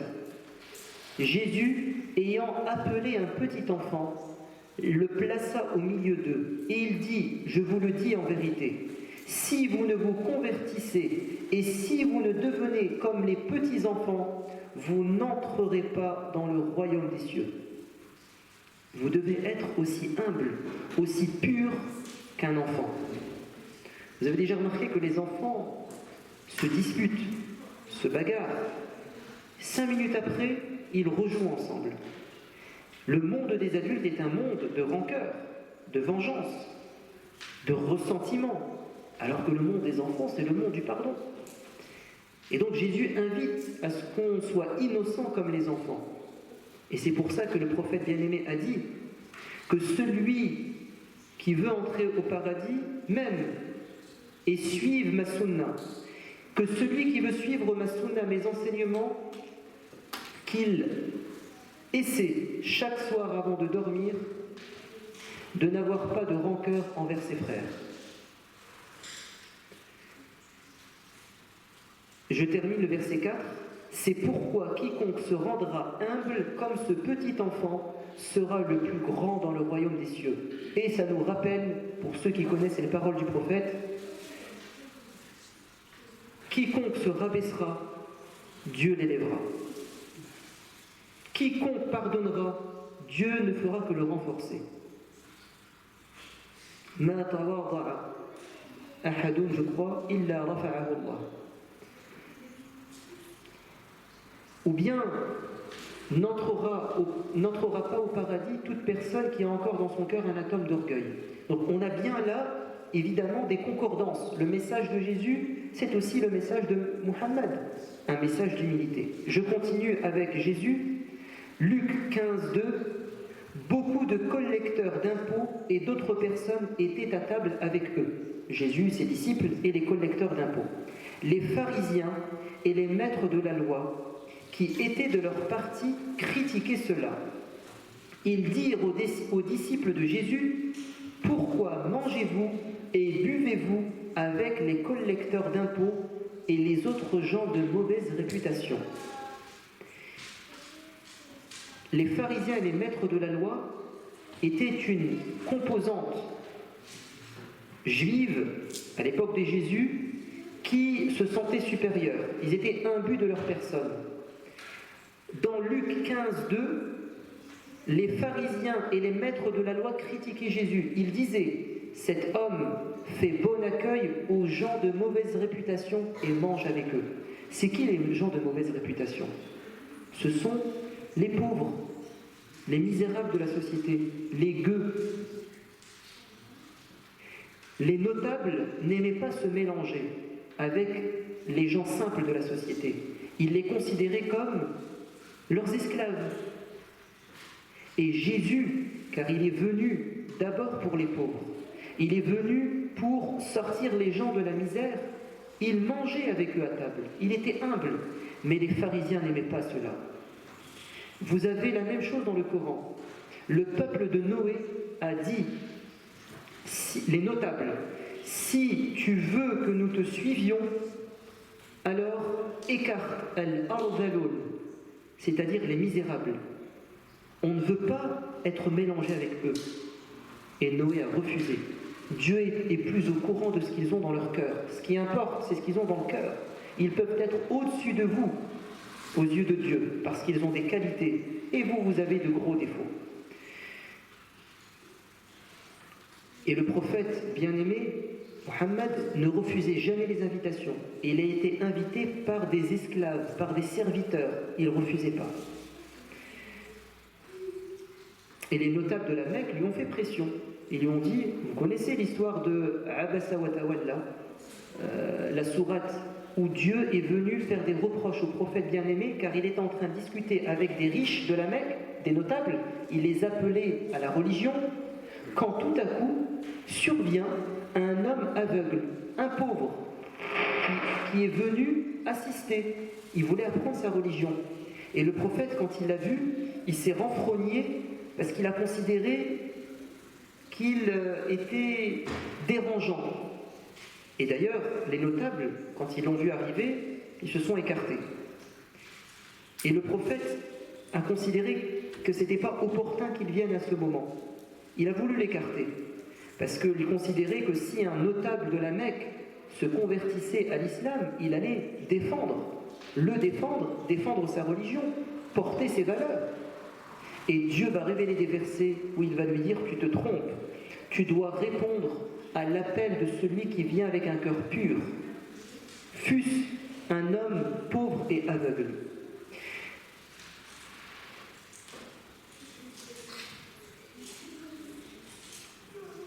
Vous connaissez la parabole du bon samaritain ? Luc 10, 25 à 37, en résumé, un homme vient dire à Jésus « Comment fait-on pour entrer dans le royaume des cieux ?» Il lui a dit deux choses. Aime Dieu par-dessus tout et aime ton prochain. La spiritualité verticale et la bienfaisance horizontale. C'est ça la religion. Et il a raison. C'est ça la religion. Il lui a dit, mais c'est qui mon prochain? À qui je dois faire du bien? Et il va lui répondre par une parabole. Il va lui dire, imagine-toi, cet homme qui descend de Jérusalem à Jéricho et qui se fait arrêter par des brigands de grand chemin, ils vont le dépouiller et le frapper presque à mort. Cet homme. Ensuite, après que les voleurs soient partis, un sacrificateur, c'est-à-dire un prêtre juif, va passer à côté de ce malheureux qui est en train d'agoniser et il ne va pas prêter attention. Ensuite, un lévite, un autre juif faisant partie des notables, va passer à côté de ce malheureux et il ne va pas lui porter assistance. Ensuite, un samaritain, et c'était un non-juif, et Jésus s'adressait aux juifs, un non-juif a eu pitié de cet homme. Il va le soigner et il va l'emmener dans une auberge et il va donner de l'argent au propriétaire en disant « Il doit loger ici, il est nourri, blanchi à mon compte. » Et Jésus va dire « À ton avis, c'est qui ton prochain? Est-ce que c'est le sacrificateur juif, le lévite juif ou ce samaritain qui n'est pas juif ?» Et donc, il a voulu lui donner une leçon. C'est que faire le bien à son prochain, c'est tout le monde, qu'il soit de ta religion ou pas. Le message de Jésus et le message du prophète Mohammed, c'est aussi un message d'honnêteté, de sincérité. Et l'inverse de cela, c'est l'hypocrisie et le mensonge. Qu'est-ce que dit Jésus? Jésus dit, dans Matthieu 23, 27 à 28, il s'adresse à ces notables juifs, vous ressemblez à des tombeaux blanchis qui paraissent beaux à l'extérieur, mais qui à l'intérieur sont pleins d'ossements de mort et de toutes sortes de pourritures. Vous êtes comme un cercueil, le contour, la façade, superficiellement vous êtes beau, mais ce que contient un cercueil, c'est une chose dégoûtante. Il dit, vous soignez vos apparences, vous vous donnez une image resplendissante, mais vous cachez au fond de vous des vices et des défauts qui vous rendent en fait horribles. Donc, c'est une leçon de sincérité et d'honnêteté. Purifiez votre intérieur et laissez-le rayonner. 23-26, Matthieu, pharisien aveugle, nettoie d'abord l'intérieur de la coupe et alors l'extérieur deviendra également propre. C'est exactement le message de tous les prophètes. Liyuzakihim, afin de purifier leur cœur. Le prophète n'a-t-il pas dit, il y a dans le corps un morceau de chair, quand il est pur, l'ensemble du corps est pur. Et s'il est perverti, l'ensemble du corps est perverti. C'est le cœur. Ils disent la même chose. Ou bien quand il dit l'exemple de l'hypocrite qui lit le Coran. Ça veut dire quoi un hypocrite qui lit le Coran? Un homme qui se prétend musulman, qui lit le Coran, donc des bonnes paroles, mais qui ne les met pas en pratique. Il est comparable au citron. Il y a une bonne odeur, mais le goût est acide.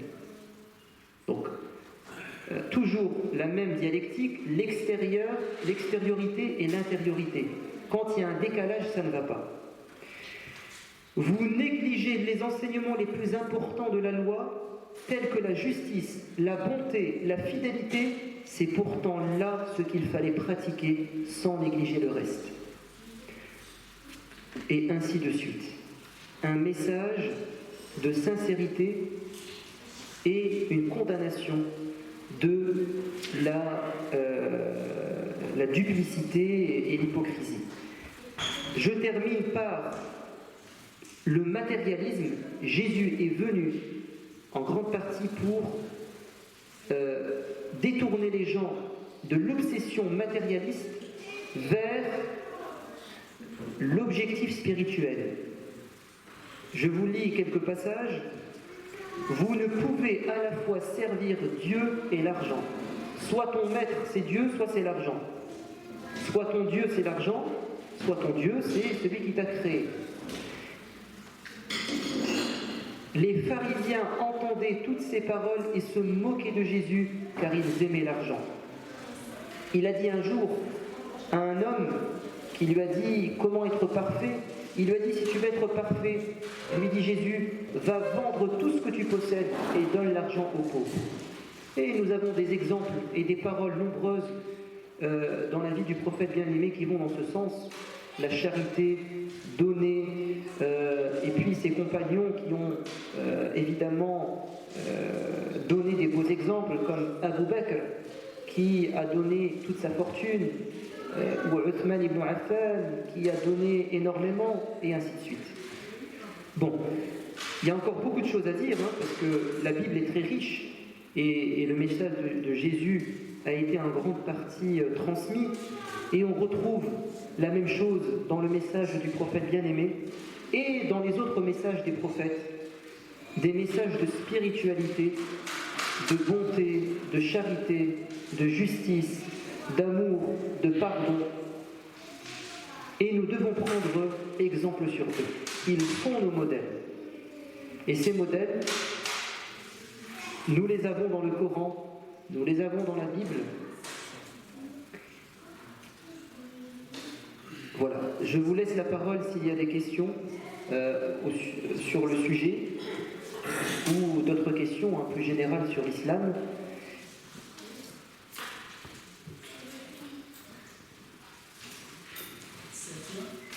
نعم الحمد لله الحاج اسمح لي سأسألك سؤال إن شاء الله.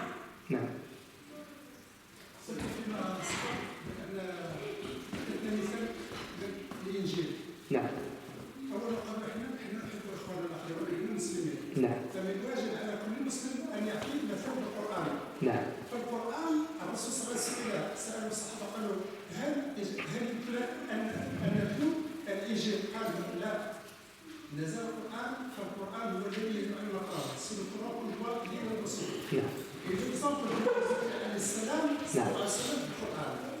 عيسى لما أحس ماذا قال عيسى؟ فلما أحس منهم عيسى القرآن قال من أنصاري إلى الله والصوم زاني الله. قال حوالي نزافون والصوم زاني الله. Donc nous avons tout, excusez-moi, nous avons tout dans la Bible. Dans le Coran, pas besoin de nous attendre. نعم très bien. ثانيا اسمح لي الله سيفك دوزيامون وهذا الكتاب انزلناه مبارك مصدق لما بين يديها لتنذر ترى ومن حولها. Et ceci c'est un livre pieux, véridique, afin que tu préviens l'armée qui sont l'entourage. Donc nous avons tout dans le Coran. Excusez-moi, nous n'avons pas un autre exemple dans notre livre. Parce que dans le Coran, et si on dévie de le Coran, nous sommes perdus. تركتكم في مسألة بحاجة زينها فأنا صحيح معهم القرآن والسنة. إذا بارك الله فيك ولكن ما يمكن تعطي un autre exemple dans notre livre. J'ai compris la remarque. لا لا مزيان مزيان très bonne remarque. ثاني قلت ان الصالون يقول نعم لا من هو نعم لا؟ الذين فهمت الحاجة فهمت تماما السؤال والملاحظة الله يحفظك. La remarque de notre frère, c'est nous avons dans le Coran largement ce qui nous suffit en termes de spiritualité, en termes de pratique de la religion, en termes de valeurs humaines. À quoi bon donc revenir vers les messages d'avant? Ce que j'avais dit tout à l'heure, le Hajj, c'est que le message du prophète bien-aimé et le message de l'islam n'est pas en contradiction avec les autres messages. Il vient compléter. Il reprend ce qu'il y a dans les autres messages et il rajoute. La deuxième des choses, c'est que nous avons des passages de la Torah, Tawrat et de l'Injil et même de Suhuf Ibrahim qui sont dans le Coran. Allah fait des citations. Le dernier verset de Surat Sabbih,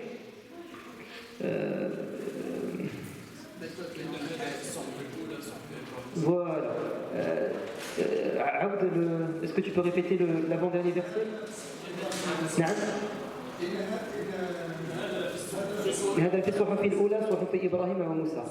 Allah, il nous cite un passage des feuillets de Abraham et de la Torah de Moïse, et il dit ceci était dans ces livres. Et dans la sourate An-Najm, Allah il nous dit Am lam yunabba bima fi suhufi Ibrahim wa Musa. Donc Dieu nous dit est-ce que vous n'êtes pas au courant de ce qu'il y avait dans le livre de Abraham et de Moïse? Et Dieu nous cite des passages. Donc Dieu fait des citations de la Bible, il fait des citations des autres livres et il nous les met dans le Coran. Très bien. La troisième chose, c'est que à l'époque du prophète bien-aimé, quand le Coran était révélé, il a interdit aux musulmans de revenir vers la Bible. Et un jour, Omar ibn Khattab avait la Bible dans ses mains. Et le prophète s'est mis en colère. Et il a dit, si Jésus était parmi nous, il me suivrait. Moi, je vous rapporte la parole de Dieu qui descend du ciel.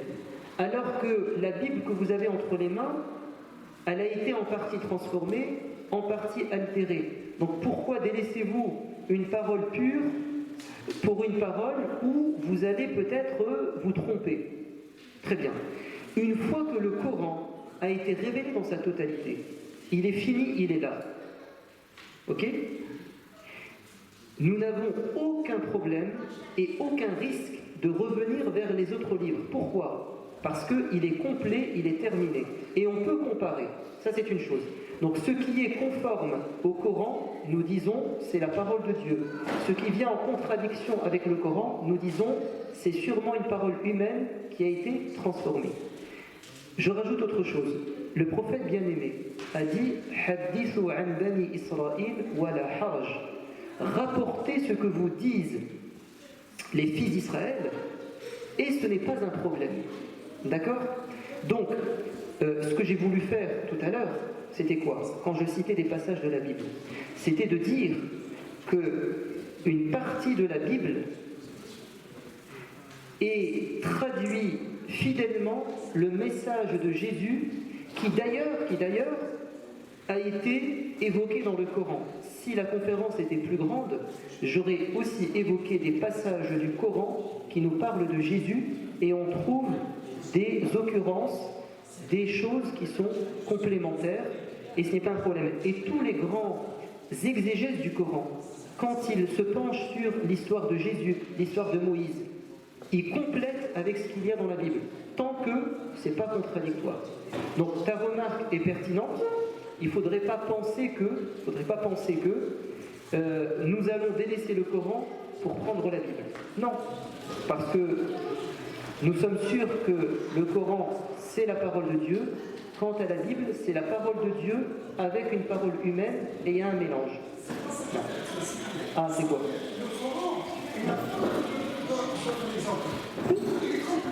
Ah, mais C'est ce que je t'ai dit. C'est ce que je t'ai dit. C'est ce que je t'ai dit. C'est exactement ce que j'ai dit. J'ai dit que le Coran, il suffit. Maintenant, même s'il suffit, il n'est pas interdit, au contraire, d'étudier les autres ouvrages et de compléter au sens des informations. Il est complet, mais on pourrait avoir des informations supplémentaires de la Bible. Et aujourd'hui, je vous ai rapporté des passages de la Bible qui sont très beaux et qui confirment que Jésus était un exemple et il l'est encore aujourd'hui, tout comme le prophète d'ailleurs. Salam alaikum, à partir de quel âge les enfants vont commencer à prier et est-ce que vous pouvez les motiver? Alors, on avait parlé de spiritualité et la prière, c'est l'épine dorsale, la colonne vertébrale, le pilier de la religion. Sans prière, on ne peut pas espérer véritablement atteindre des hauts niveaux spirituels. La prière en tant que telle, elle est le moyen par excellence et le moyen incontournable pour se rapprocher de Dieu. Et c'est quoi la prière? C'est le fait de s'adresser à Dieu dans ce rituel. Et comme la prière est très importante et qu'elle est parfois lourde, parce qu'elle se répète 5 fois par jour, il nous est demandé en tant que parents d'inviter nos enfants, de les habituer à prier dès le plus jeune âge. Je vous donne un exemple, à la mosquée de Rem, là où j'officie, le dimanche, demain d'ailleurs, nous avons des enfants qui viennent pour suivre des cours, à partir du CP. Et ce qu'on remet à chaque enfant, c'est une feuille, fiche de suivi des prières quotidiennes. Et on leur dit, si vous avez 7 ans, commencez à faire une prière par jour. Si vous avez 8 ans, vous en faites 2. Vous avez 9 ans, vous en faites 3. Vous avez 10 ans, vous en faites 4. Vous avez 11 ans, vous en faites 5. Et ensuite, on fait un tableau avec les jours de la semaine, des colonnes avec les 5 prières, et l'enfant, chaque jour, il fait une prière, et il coche, et ses parents également signent. Et cette manière de procéder, elle va donner des fruits, puisque l'enfant, dès 7 ans, à son niveau, à son rythme, il commence à prier, et surtout, ce que l'on fait, évidemment, parce que ce sont des enfants, c'est qu'on les motive par des récompenses. Et quand ils ont fini 1 mois, c'est pratiquement chaque mois, on leur remet une nouvelle feuille, nous récompensons. On donne une récompense à tout le monde, même si il n'a pas réussi à prier chaque jour. Mais ceux qui ont réussi leur programme, on leur donne une double récompense. Et ça les motive, et c'est un suivi entre nous et les parents. Maintenant, comment motiver un enfant? Moi, je pense que c'est par le système de récompense et par l'exemple. Si vous dites à un enfant de prier et que vous ne l'accompagnez pas, ça va être difficile pour lui. Un enfant doit être accompagné. Donc la prière en famille avec les enfants, c'est l'un des meilleurs moyens de les habituer. Vous savez pourquoi? Parce que l'enfant va associer dans son esprit prière et unité de la famille, prière et amour de la famille. Et dans son esprit, la prière va toujours évoquer quelque chose de positif. Je vous donne un exemple bête.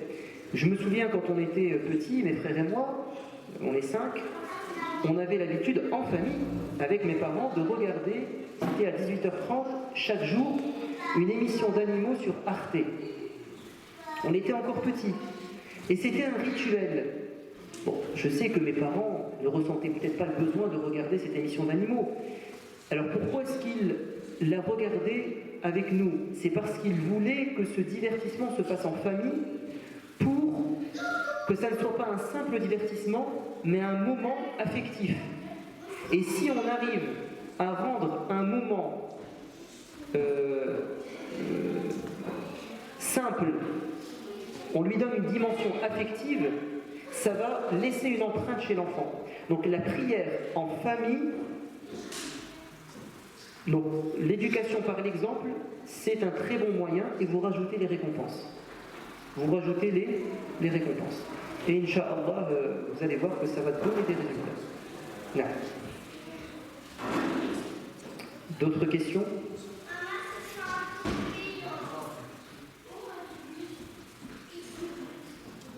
Est-ce que, puisqu'on parle de prière, est-ce que vous arrivez à prier vos 5 prières durant leur créneau horaire, malgré le travail, malgré l'école, les occupations, ou alors vous avez du mal? Est-ce que vous arrivez à prier normalement, ou bien est-ce que vous avez du mal et finalement vous retrouvez à tout rattraper le soir? C'est très difficile pour ceux qui travaillent et même ceux qui sont à l'école, surtout en hiver, quand les horaires sont très rapprochés. Prier le Zohr et le Asr, donc les 2 prières de l'après-midi avant le coucher du soleil, c'est une mission presque impossible. C'est une vraie question, parce que c'est bien beau de dire la prière c'est important, la prière c'est ceci, la prière c'est cela, et puis ensuite on vous laisse vous débrouiller, sans vous apporter de solution. Sachez que notre religion est une religion pragmatique, réaliste. Quand Dieu nous demande quelque chose, il va toujours nous donner les moyens de mettre en pratique la chose. Donc oui, effectivement, il faut prier les prières durant leur créneau horaire que vous connaissez sur le calendrier, mais si vous avez du mal, alors vous avez 2 facilités. Une au niveau des horaires et une au niveau de la forme. Celle au niveau des horaires, il n'y en a qu'une seule, c'est de rassembler les 2 prières de l'après-midi, le Zohr et le Asr, les prier les unes après l'autre, et celle du Maghrib et du Isha, l'une après l'autre. Pour ceux qui prieraient, ceux qui travailleraient de nuit par exemple, ou si le Isha est trop tard en été. Il est possible de rassembler durant les 2 limites. Donc si par exemple le Zohr, la prière du zénith, est à 13h et que le coucher du soleil est à 19h, entre 13h et 19h, vous choisissez un moment où vous allez rassembler ces 2 prières. Évidemment, si vous n'avez pas la possibilité d'avoir un endroit chez vous ou à l'extérieur pour prier discrètement et calmement. Mais en hiver, c'est très compliqué parce qu'on est au travail ou dans les transports. Donc comment faire?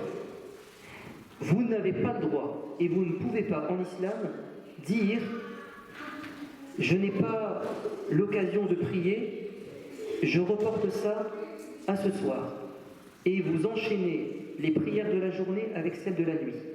Zohr, Asr, Maghrib et Isha. Ça, ce n'est pas permis et c'est impossible. Pourquoi?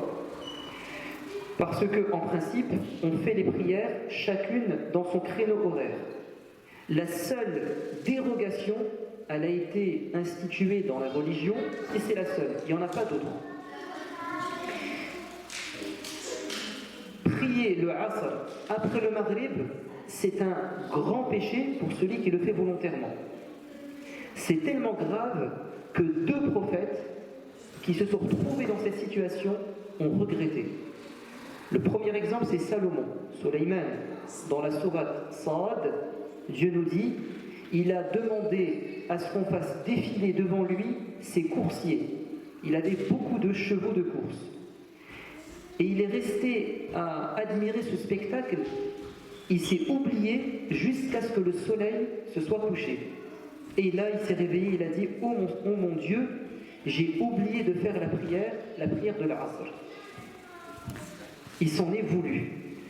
Et pour se faire pardonner, il a donné tous ses chevaux, ou la viande de ses chevaux, en aumône aux pauvres. Le deuxième prophète, c'est notre prophète Mohammed.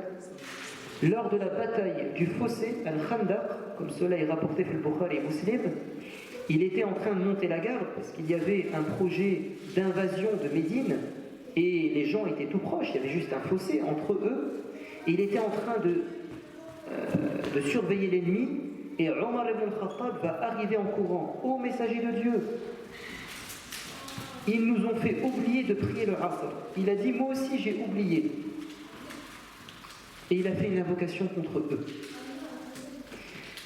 C'est-à-dire qu'il considérait qu'il devait prier le Asr même dans cette situation de guerre. Donc quelle est la facilité que nous avons? Si on doit prier le Asr avant le Maghrib, comment je fais concrètement? C'est pas moi qui vais parler, c'est Dieu qui va parler. Vous avez dans la sourate La Vache 2 versets qui nous expliquent ça. Le premier verset c'est vous devez vous attacher à toutes vos prières, surtout la prière médiane, c'est l'Asr, la prière du milieu de la journée. Priez debout, concentré. Ça c'est quand tout va bien, quand je suis chez moi à la mosquée. Maintenant, la situation inédite, délicate, où on ne fait pas ce qu'on veut. فَإِنْ خِفْتُمْ, si vous avez des craintes, des peurs, des représailles, فَرِجَالًا أَوْ رُكْبَانًا, vous priez en marchant ou sur votre monture. Donc si je ne peux pas prier sur mon lieu de travail, pour X raisons, je ne peux pas prier à l'école, je ne peux pas prier dans la rue, dans un magasin, comment je fais? Je fais une prière symbolique, par le cœur et l'esprit. Si je peux prier en étant assis, je prie en étant assis. Si je peux prier en étant allongé, je prie en étant allongé. Mais si je dois conduire, si je dois marcher, je fais une prière par le cœur et l'esprit. Et c'est accepté. Pourquoi c'est accepté? Parce que vous avez respecté ce que Dieu vous a demandé.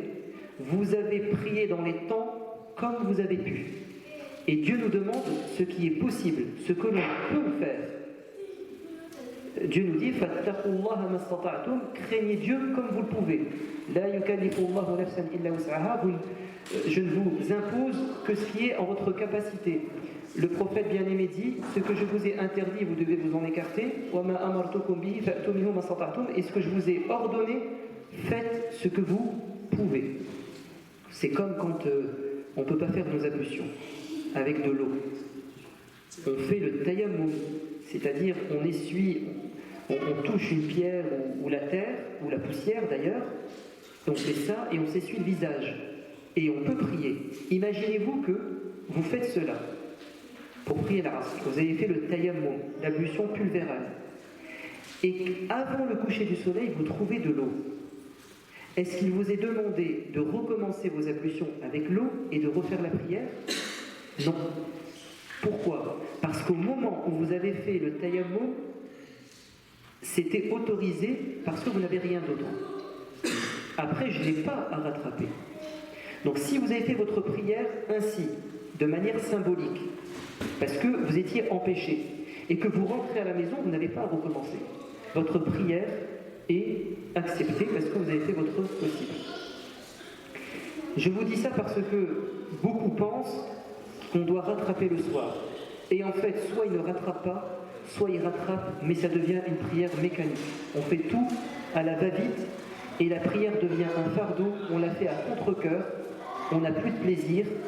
Et d'ailleurs, vous savez, les 5 prières, c'est comme un médicament. Si un médecin vous dit vous devez prendre 5 pilules ou 5 injections à des moments précis, vous ne pouvez pas vous amuser à tout prendre le matin ou à tout prendre le soir. La prière, c'est le médicament du cœur. La prière a été instituée pour qu'on soit en contact avec Dieu tout le temps dans la journée et qu'on se souvienne de lui et qu'on se fasse pardonner. Si vous faites tout le soir ou tout le matin, ben vous n'étiez pas avec lui durant la journée. Donc ça, c'est important de le dire parce qu'aujourd'hui, on nous fait croire que la prière, c'est une manière, il n'y en a pas d'autre, et ça pousse les gens soit à prendre de gros risques, et j'en connais des gens qui m'ont dit on a prié d'une manière et ça nous est retombé dessus, ou bien ils ne prient pas. Donc il y a de la facilité dans la religion, il y a de la souplesse, parce que notre religion est une religion universelle et qu'elle s'adapte à toutes les situations. Wallahu a'lam.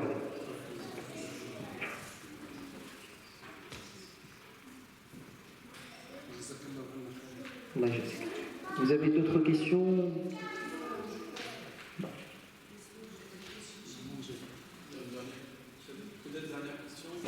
Dernière question. Dernière question. Tu veux des questions? Je te donne des questions. Quand tu réponds pas, tu as posé deux. C'est bien ça. Bon, je crois que... Il y a des questions que j'ai pas terminées. Je parlais